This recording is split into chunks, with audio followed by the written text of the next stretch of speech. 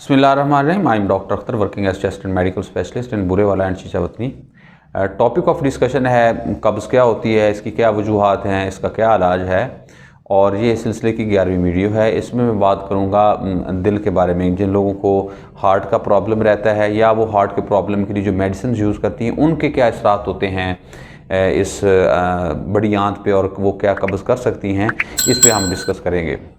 पहले तो ये बात समझ लें कि हार्ट का बुनियादी फंक्शन है कि वो कॉन्ट्रैक्शन करता है और उसकी कॉन्ट्रैक्शन से ब्लड फ्लो पूरी बॉडी को जाता है डेफिनेटली, और उसमें अंतड़ियों को भी आता है। और जब ब्लड फ्लो प्रॉपर होता है तो उसकी वजह से ये प्रॉपर काम कर सकता है, पूरा जिस्म करता है और उसमें बाशमूल अंतड़ियाँ भी करती हैं। तो जब हार्ट का प्रॉब्लम होता है किसी भी वजह से, और वो जब प्रॉपर कॉन्ट्रैक्शन नहीं कर सकता, प्रॉपर उसका इजेक्शन फ्रैक्शन नहीं होता, प्रॉपर ब्लड की सप्लाई नहीं होती, तो उसकी वजह से कहीं ना कहीं ये भी ये जो अंतड़ियों के पेरिस्टाल्टिक मूवमेंट की जो मैं बात पहले कर चुका हूँ वो कहीं ना कहीं मुतासर होती है। तो उसके मुतासर होने की वजह से जब ये पेरिस्टाल्टिक मूवमेंट कम होती है तो उसकी वजह से कब्ज़ होती है, या वो पुश नहीं कर सकती स्टूल्स को प्रॉपर।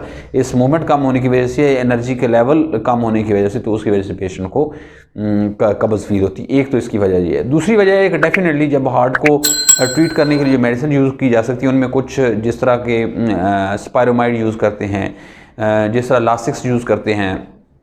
अब ये जो मेडिसिन है इनका बुनियादी फंक्शन ये होता है कि ये जिस्म से पानी को निकालती हैं। क्यों निकालती हैं? डेफिनेटली जब हार्ट अपना प्रॉपर काम नहीं कर रहा तो ये एक्सपोर्ट सिस्टम होता है कि ताकि लंग्स में पानी इकट्ठा ना हो सके। तो जब ये जिस्म से पानी निकालती हैं तो उससे दो प्रॉब्लम्स होते हैं। एक तो जिस्म में पानी का लेवल कम हो जाता है, डेफिनेटली वो कहीं ना कहीं उससे बड़ी आंत भी इफेक्ट होती है, और जो नॉर्मल 2 लीटर इसमें वो खुद छोटी आंत में जज़ब होता है और आगे तकरीबन 100 ml इसके अंदर जाता है स्टूल्स के अंदर, वो उसका लेवल भी कम हो जाता है। और दूसरा कहीं ना कहीं इलेक्ट्रोलाइट इम्बैलेंस हो जाता है, जो पोटाशियम का लेवल और सोडियम का लेवल वो भी कम हो जाता है, या उनमें कम से कम इम्बैलेंस पैदा हो जाता है, तो उसकी वजह से भी कब्ज़ होती है।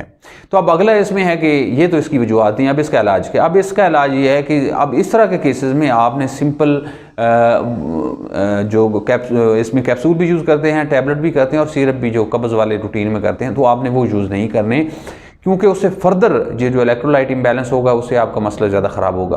अब इस केस का जो इलाज है वो ये है कि सिंपल आपने हार्ट के प्रॉब्लम को उसके लेवल पे मैनेज करना है। अब लेवल का मतलब ये है कि फॉर एग्जांपल आपको हार्ट वाले डॉक्टर ने स्पायरोमाइड दे दी या कोई भी लासिक्स दे दी, तो वो यूजुअली लॉन्ग टर्म नहीं होती, वो जब ज़्यादा आपको शिद्दत होती है उस वक्त दी जाती है, और जब बेहतर हो जाती है तो उसकी डोज कम कर दी जाती है, उसको बंद कर दिया जाता है।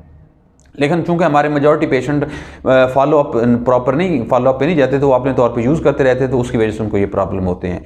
अब इसका सिंपल हल ये है कि इसके लिए आपने वो कब्ज़ वाली मेडिसिन नहीं यूज़ करनी है, आपने प्रॉपर अपने कार्डियोलॉजिस्ट को दिखाएं, अपनी जो मेडिसिन है उसको ऑप्टिमाइज़ करवाएं, तो उससे आपका ये मसला काफ़ी हद तक हल हो जाएगा।